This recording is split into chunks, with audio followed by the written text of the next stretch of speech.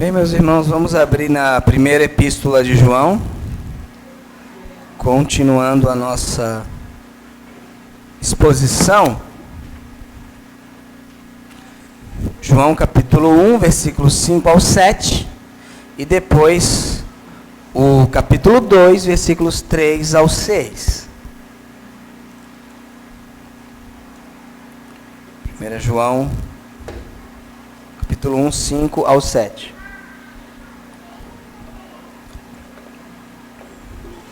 Assim diz a palavra do Senhor. Esta é a mensagem que dele ouvimos e vos anunciamos, que Deus é luz e não há nele trevas nenhumas. Se dissermos que temos comunhão com ele e andamos em trevas, mentimos e não praticamos a verdade. Mas se andarmos na luz, como ele na luz está, temos comunhão uns com os outros, e o sangue de Jesus Cristo, seu Filho, nos purifica de todo o pecado. Agora o versículo 3 do capítulo 2. E nisso sabemos que o conhecemos, se guardamos os seus mandamentos. Aquele que diz, eu o conheço, e não guarda os seus mandamentos, é mentiroso, e nele não está a verdade. Mas qualquer que guarda a sua palavra, o amor de Deus está nele, verdadeiramente aperfeiçoado. Nisso conhecemos que estamos nele. Aquele que diz que está nele, também deve andar como ele andou. Vamos orar.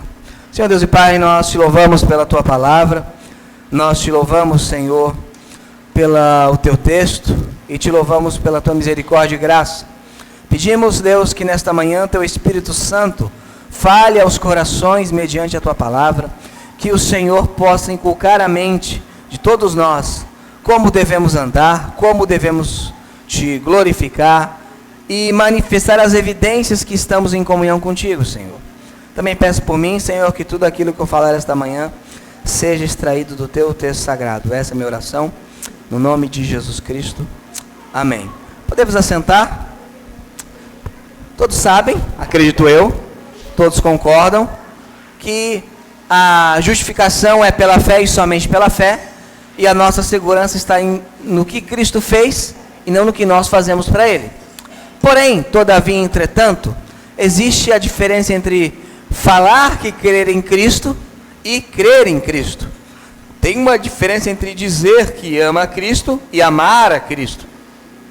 A salvação não está em dizer que tem fé em Cristo, mas em ter fé em Cristo. A salvação, ela é condicionada à fé, e não apenas a dizer que tem fé. Não podemos cair em dois extremos. O primeiro extremo é achar que a sua salvação é baseada no seu desempenho ou nas suas obras. O segundo extremo é achar que a mera repetição de sílabas é a fé bíblica, e não é verdade. A fé genuína, a fé bíblica, é uma fé que molda a pessoa, é uma fé que transforma a vida, é uma fé que muda a vida. É uma fé que não nos permite ficar igual, porque cremos naquele que é o Senhor de todas as coisas.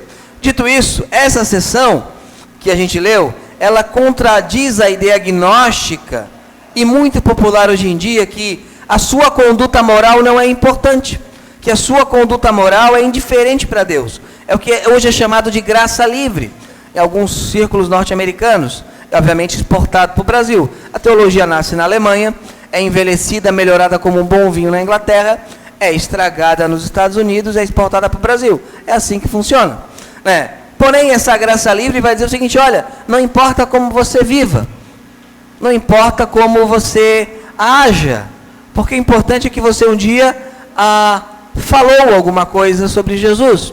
Essa graça livre é melhor chamada de graça barata. É uma graça barata, que de fato não é graça. E os gnósticos na época de João tinham essa ideia, que olha, não interessa como você viva. O importante é que você conhece a Deus, ou diz que conhece a Deus. E quando a gente olha para o texto ali no versículo 5, tem uma afirmação. E a afirmação é que Deus é o quê? É luz. Não diz que Deus tem luz, mas Deus é luz. A Bíblia, por exemplo, não fala que Deus tem amor. Deus é amor. Isso indica não o que ele faz, mas o que ele é. Por exemplo, Deus é espírito, Deus é um espírito, que ali não é a pessoa de Deus, mas o que Deus é em sua essência. Deus é Espírito. Então, Deus tem qualidades que tornam Ele quem Ele é. E uma das suas qualidades é que Ele é a luz, isto é, Ele é a fonte de tudo que é claro. Ele é a fonte de tudo que é puro. Ele é a fonte de tudo que é honroso. E aqui Ele vai começar a dizer que nós devemos ser piedosos. Por quê? Porque aquele que nós temos é luz e não há trevas nenhuma neste ser que é Deus, que é luz. E é Ele que é anunciado. Porque, lembremos, os gnósticos estavam dizendo o seguinte, Deus não se importa com sua vida moral. Parafraseando nova tradução na linguagem de hoje, né?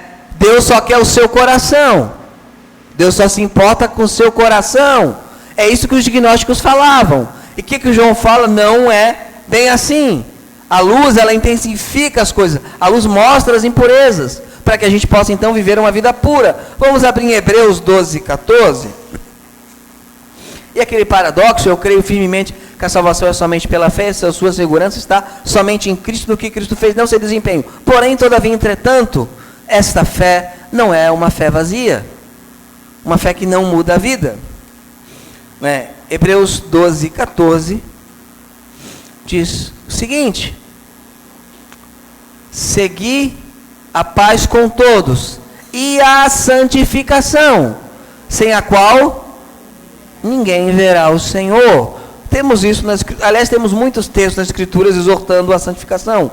Já dito então que Deus é luz, e que a ideia gnóstica e também moderna é que, porque eu levantei a mão, porque eu fui mergulhado na água, porque qualquer outra coisa, então eu sou um cristão, embora de fato aparentemente não há mudança alguma desde que eu me converti, porque eu acredito só na minha confissão. A gente vê que isso não é verdade.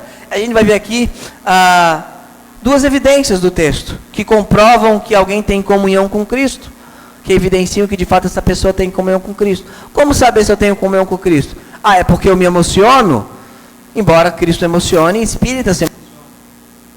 É porque eu choro, muçulmanos choram também.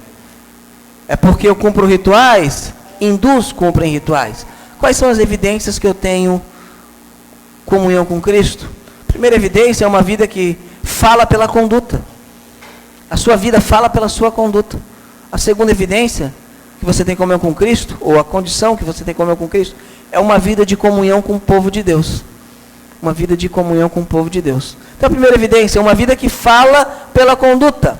A vida desmascara a falsa confissão. Olha o que diz o verso 6.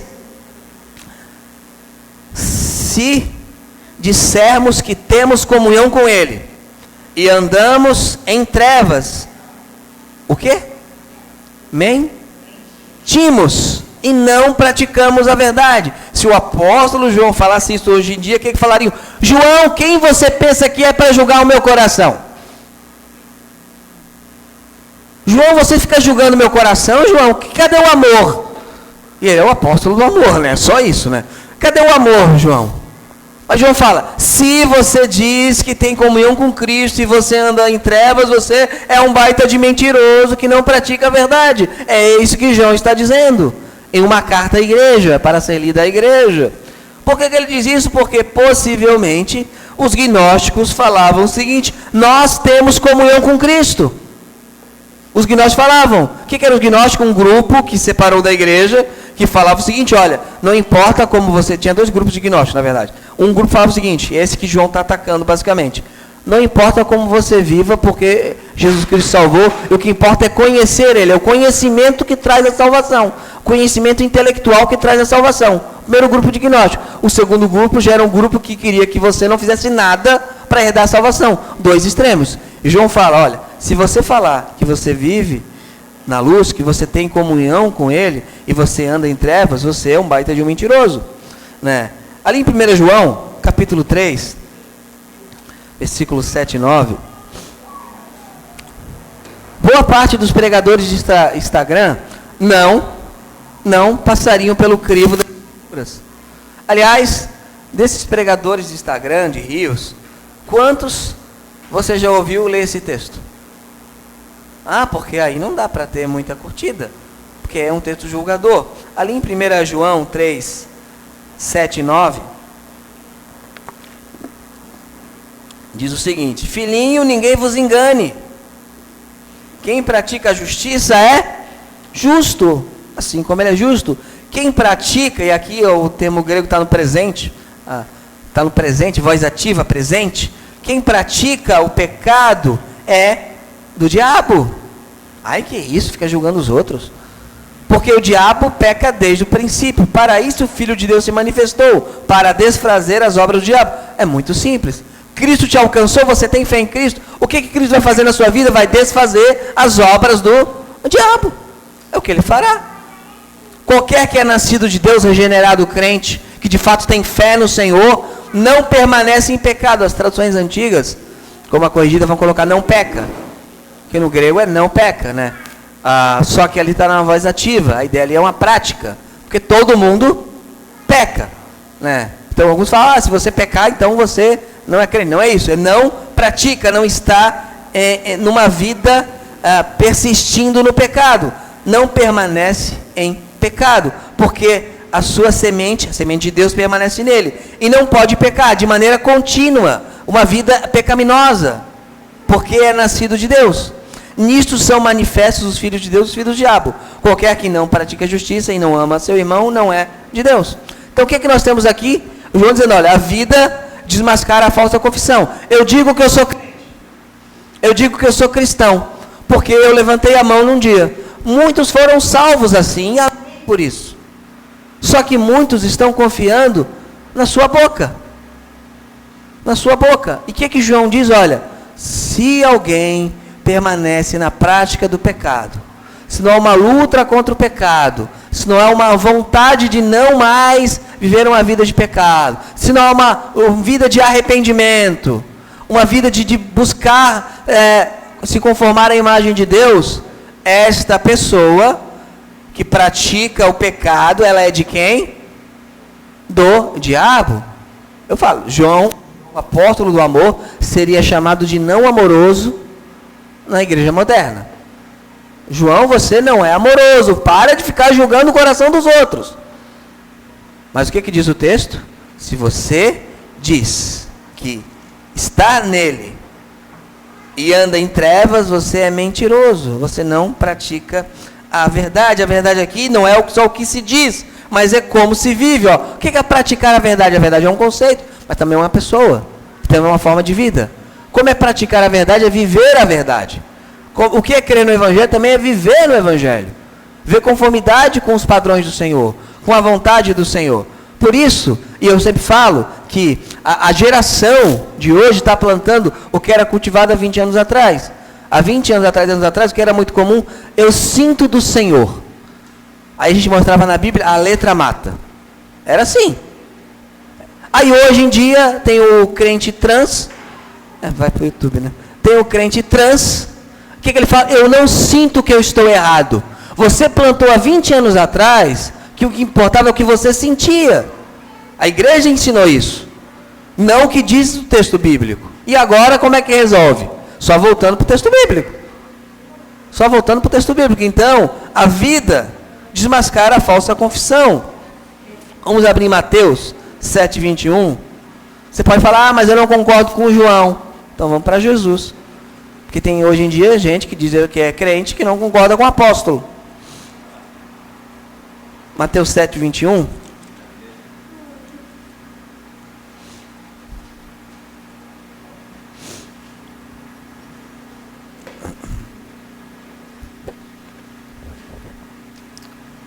Embora o texto aqui diga do conteúdo da mensagem de falsos profetas, a gente pode aplicar também para a vida. Nem todo o que me diz Senhor, Senhor, entrará no reino dos céus, mas aquele que faz o quê? A vontade de meu Pai que está nos céus. Então o que a gente observa? A vida vai desmascarar a falsa confissão.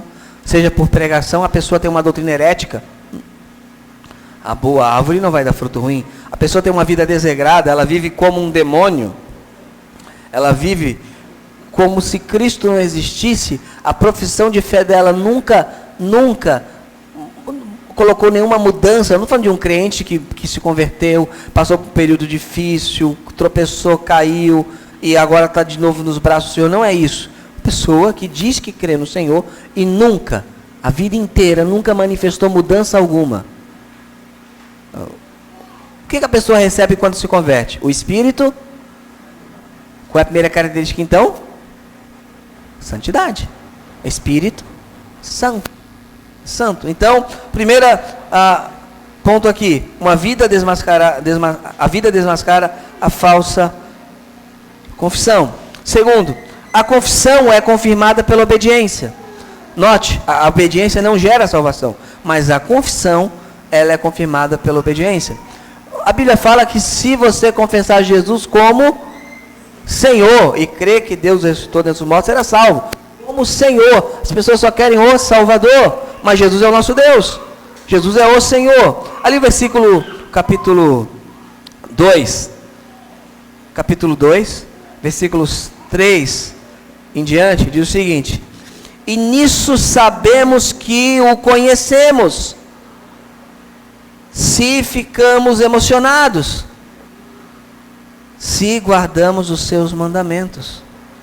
A obediência aumenta a nossa alegria de salvação. Ó Senhor, eu sei que eu não sou o que eu deveria ser, mas eu não sou mais o que um dia eu fui. Eu vejo que o Senhor tem trabalhado no meu coração. Aquele pecado que eu cometo tem me incomodado. Isso é evidência de salvação. Porque só está lutando quem está vivo, quem está morto não luta. Mas eu vejo que o Senhor tem trabalhado em mim. Há coisas que há 10 anos, 5 eu cometia, que hoje eu não cometo mais. Eu não estou falando de uma santificação instantânea, como diz os irmãos wesleyanos, que você chega à perfeição cristã. Embora eu seja um admirador profundo de Wesley, está no meu top 3 de teólogos, eu não creio que nós atinjamos, infelizmente, a perfeição.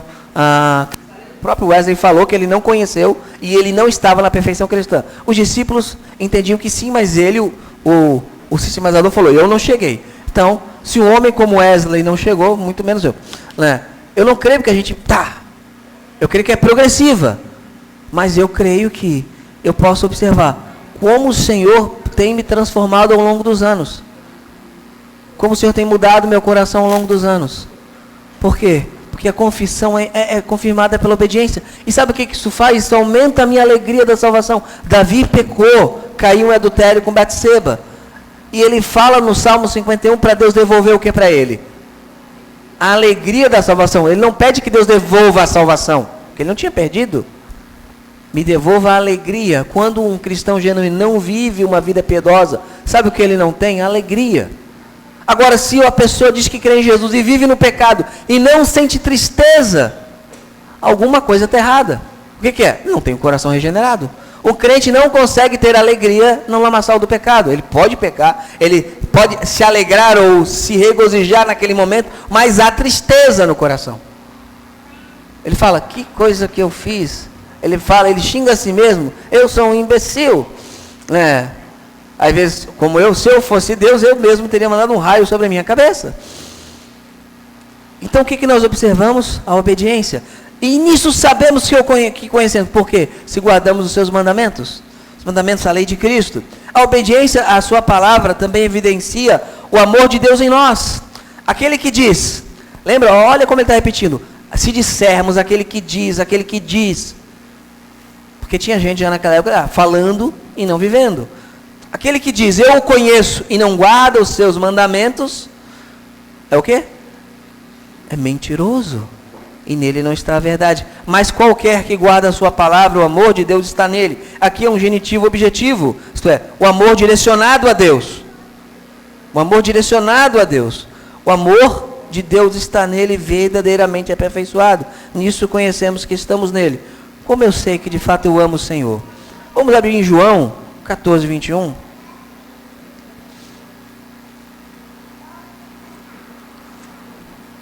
As cartas, a Bíblia é muito atual, ao contrário do que fala um certo engomadinho em águas brancas, que diz que a Bíblia tem que ser atualizada, né? A Bíblia é muito atual. Hoje em dia tem gente que fala que é crente, não é? Tem, lá também tinha. Muito, absolutamente atual. João 14, 21 diz o seguinte: aquele que tem os meus mandamentos e os guarda, esse é o que me ama. E aquele que me ama será amado do meu Pai, e eu o amarei e me manifestarei a ele. Olha que interessante. Quem é aquele que ama o Senhor? Aquele que busca viver uma vida de obediência ao Senhor. A obediência não gera amor, mas o amor vai gerar o quê? Obediência. Obediência ao Senhor. Então, a confissão é confirmada pela obediência. Eu sei que o Senhor está comigo. Por quê? Porque Deus tem trabalhado na minha vida. Deus tem feito grandes coisas no meu coração. Eu conheço a negritude do meu coração. Eu sei o que o Senhor já trabalhou nele. Eu sei o que o Senhor tem feito. Eu não sou um crente perfeito. Eu estou longe, Paulo fala isso. Não que já atinjamos a perfeição, mas prosseguimos para o alvo, esquecendo das coisas que atrás ficaram. Paulo fala isso. Apesar de hoje em dia ter alguns crentes que dizem que você tem que voltar, né, fazer uma regressão, Paulo fala, não faz isso não. Esqueça o que ficou para trás, vai para frente, vai para Jesus. Prêmio da soberana vocação, que o seu erro está no passado. O seu erro ficou lá. Arrependa-se, ele foi jogado no mar de esquecimento. Mas agora busque viver uma vida de acordo com a fé, de acordo com o Senhor. A segunda verdade do texto, desse texto que a gente está analisando, e domingo que vem eu vou voltar para o versículo 8 ao 10 do capítulo 1, né, e o versículo 1 e 2 do capítulo 2, mas a segunda verdade desse texto é uma vida de comunhão com o povo de Deus. Uma grande evidência e condição para a comunhão com Cristo é a comunhão com o seu povo. Uma enorme evidência. Não tem como amar a cabeça ou cabeça e não amar o corpo. Não há como amar o noivo e odiar a noiva. É impossível. Eu odeio a noiva, mas amo a Jesus. Você não ama Jesus. Você é um mentiroso. A verdade não está em você. Eu amo servir Jesus e não sirvo a igreja. Você não ama servir Jesus. É mentira. É isso que a gente vai ver no versículo 7. Esse texto aqui é o texto que eu já contei, eu vou contar de novo. E um dia eu espero que a pessoa veja, porque eu continuo com a minha opinião. Uma vez eu só li o texto, nem me aprofundei, fui fazendo discipulado, a pessoa falou, eu não concordo com o que o pastor falou. O que eu falei? Ele pegou o texto e leu. Mas, está um texto. O que eu faço? Tiro o texto, porque você não quer ter comunhão com os outros? E o tempo mostrou, espero que a pessoa se arrependa, querendo o evangelho e volte a comunhão cristã, que o texto estava absolutamente certo. O verso 7, 1 João capítulo 1. Mas se andarmos na luz, como ele na luz está, temos comunhão uns com os outros. Que é um texto muito forte. O rompimento com a comunhão cristã é o rompimento com a comunhão de Cristo. Não existe meio termo. A menos que você seja William Carey indo para a Índia, sem nenhum cristão, e vá lá e instaurar o cristianismo na Índia. Não tinha ninguém na Índia crente. William Carey foi lá e ficou 8 anos até o teu primeiro batizado. Perdeu esposa, perdeu filho. A menos que você seja William Carey, não há como. Eu acho que não tem nenhum William Carey aqui. O que o texto fala? Se andarmos na luz como ele está na luz, temos comunhão com quem? Uns com os outros. O rompimento com a comunhão cristã é o rompimento com a comunhão de Cristo. Os falsos mestres na época romperam com a comunhão com a igreja, romperam a comunhão com os apóstolos, viviam como queriam, mas tinham Jesus no coração. Aí João fala, se temos comunhão com ele, se andamos na luz, nós temos comunhão uns com os outros. O que os falsos mestres falavam? Não, nós não precisamos da comunhão uns dos outros. Porque eu tenho um conhecimento, eu vou direto a Deus. É Deus e eu. É Deus e eu tenho aqui eu e Deus. Aqui chega aqui, eu não preciso. Aqui que João fala, não é assim. Vamos abrir ali em 1 Timóteo 1:20. Um texto que eu gosto muito. Texto que mostra o amor de Deus ao seu povo. E o texto que geralmente os irmãos leem e passam correndo também. Tem 2 pessoas aqui que estavam dando problema na igreja. Problema para o apóstolo Paulo. E eles foram excluídos da igreja. Eles tiveram a comunhão com a igreja rompida. E aqui não é palavra da minha boca. É texto inspirado. Paulo fala que eles não conservaram a boa confissão, rejeitaram a fé, naufragaram na fé, começaram a pregar heresias. E Paulo fala: entre estes foram Himeneu e Alexandre, os quais, para que aprendam a não blasfemar. O erro aqui não é que eles adulteraram, não. É que eles estavam pregando heresia. Paulo se cansou e entregou a Satanás. Assim como o homem incestuoso de Corinto foi excluído da igreja. O que a gente observa aqui? Entreguei a Satanás. Aqui, a gente tem que dizer as coisas como a Bíblia diz que são. A área de atuação de Satanás, ela vai até a porta da igreja. Isto é, o campo fora da membresia da igreja é campo de quem? Excluir alguém da igreja não é uma coisa só técnica. E entrar como membro da igreja não é uma questão só técnica. Não é isso que a Bíblia mostra. Na visão do Novo Testamento, você romper a comunhão com a igreja local, você está em terreno de quem? De Satanás. Isso os católicos tinham uma visão melhor do que a gente.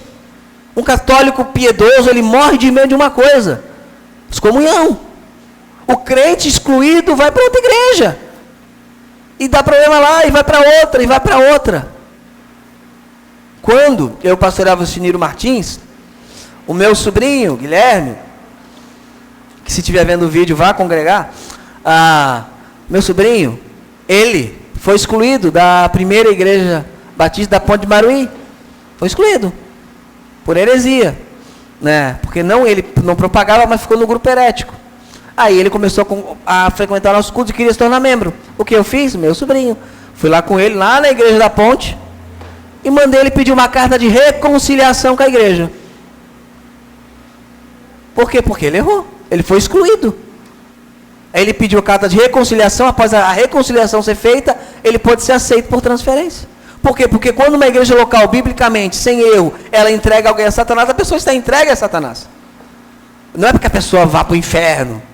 A gente não quer isso. Ele quer que a pessoa se arrependa e aprenda a não blasfemar. Então, quando João fala aqui algo importante, que se estamos na luz, como ele está na luz, temos comunhão uns com os outros. Se eu não tenho comunhão uns com os outros, eu não estou na luz. Eu não estou na luz, é simples. Se eu tenho uma comunhão rompida com o povo de Deus, eu não quero o povo de Deus, logo, eu não quero a Deus.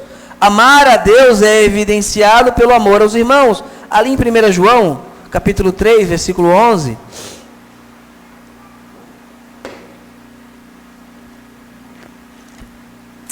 Versículo 11 diz o seguinte: porque essa é a mensagem que eu vi desde o princípio, que nos amemos uns aos outros. Texto lindo, maravilhoso. Mas o contexto aqui não está falando de todo mundo, embora eu deva amar todo mundo. Está falando de quem? Dos crentes, da igreja.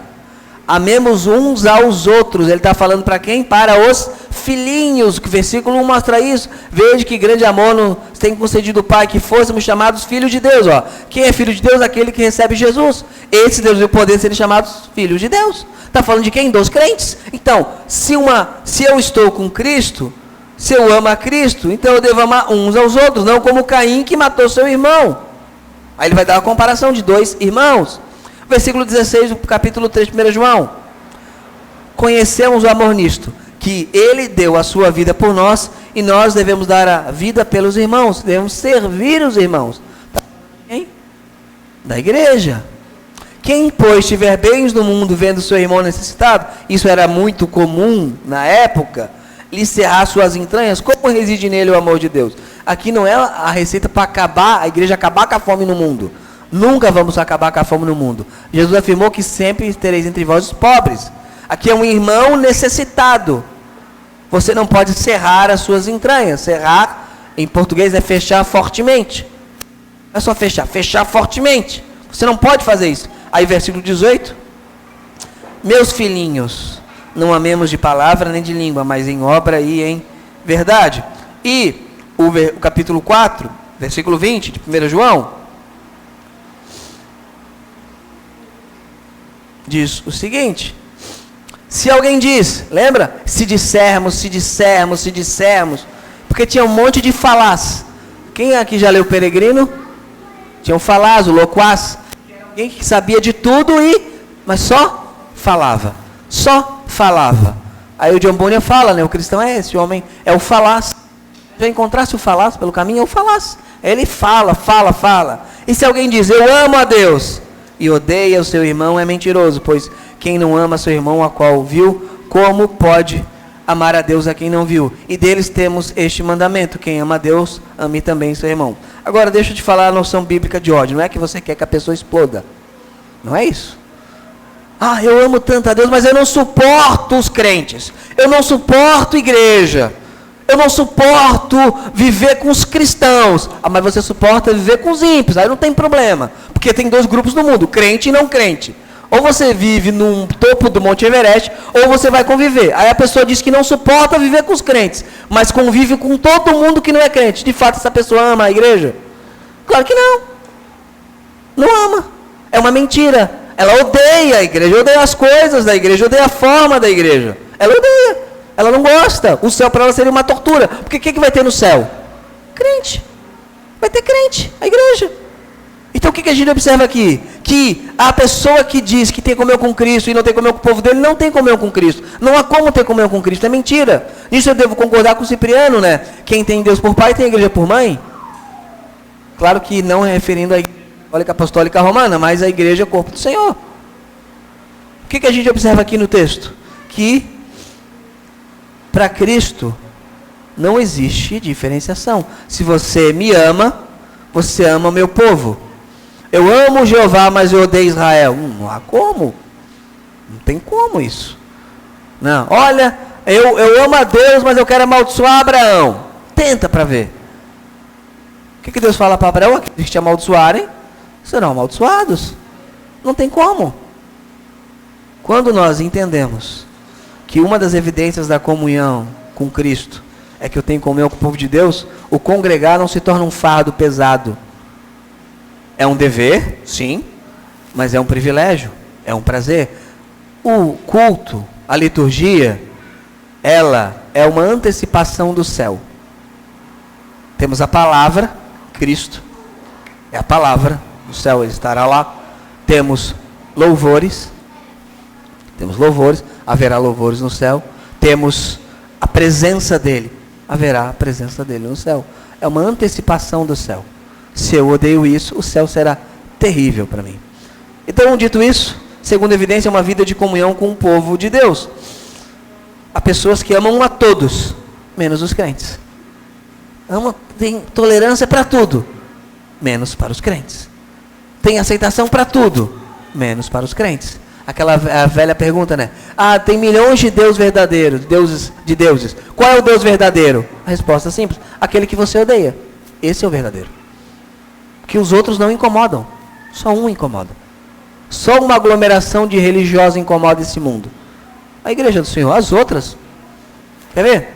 A irmãzinha lá da igreja pentecostal que não usa brinco. A sociedade. Meu Deus, coisa terrível, não sei o quê. Muçulmana. Cultura. Não entendi. Não. Como assim? Uma é cultural, outra não? E aí? Uma é intocável. Né? Uma é intocável, a outra não. Né? Cristão, olha, homossexualidade é pecado. Meu Deus, não sei o quê. Muçulmano, joga do prédio. Não, aí tranquilo, é cultura.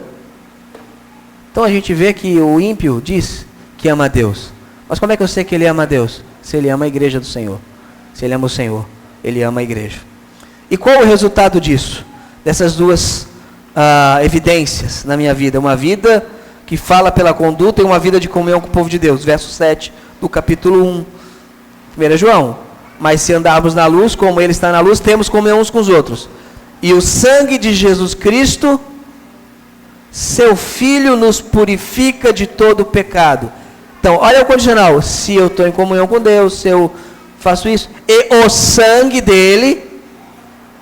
As pessoas querem purificação dos seus pecados sem verdadeiro arrependimento. O sangue de Jesus não é uma fórmula mágica derramada quando a coisa aperta. O sangue de Jesus tem poder. Não significa nada. O que ele fez significa. É poderoso. O que diz o texto aqui? É simples. Quando eu tenho uma vida de uma conduta obediente ao Senhor e comunhão com o povo de Deus, o sangue de Cristo me purifica de todo pecado. Aqui é a santificação contínua. Continuamente eu estarei sendo purificado pelo sangue do Senhor. Continuamente eu estarei sendo purificado dos meus pecados. De quais pecados? Todo pecado. Vamos fazer analogia com o povo de Israel. Você tinha o dia da expiação geral, mas se você não tinha comunhão com o povo de Israel, você não estaria naquele dia, não teria seu pecado santificado, purificado. Se você não obedecesse à lei do Senhor, à lei da antiga aliança, você teria sido possivelmente apedrejado antes e não estaria no dia da purificação também. Então o que a gente observa? Que quando eu tenho uma vida piedosa diante do Senhor, uma vida de comunhão com o povo dele, o sangue dele vai me purificando, é um processo contínuo, de glória em glória, para qual eu vá cada dia ficando mais santo. Agora, se essas coisas não tem na minha vida, eu não serei santificado. E sem santificação, ninguém verá o Senhor. Então que a gente possa transcender um cristianismo falado, que ele seja falado, mas transcenda isso, e que ele seja praticado, que ele seja vivido. Amém? Vamos ficar em pé, vamos cantar um hino.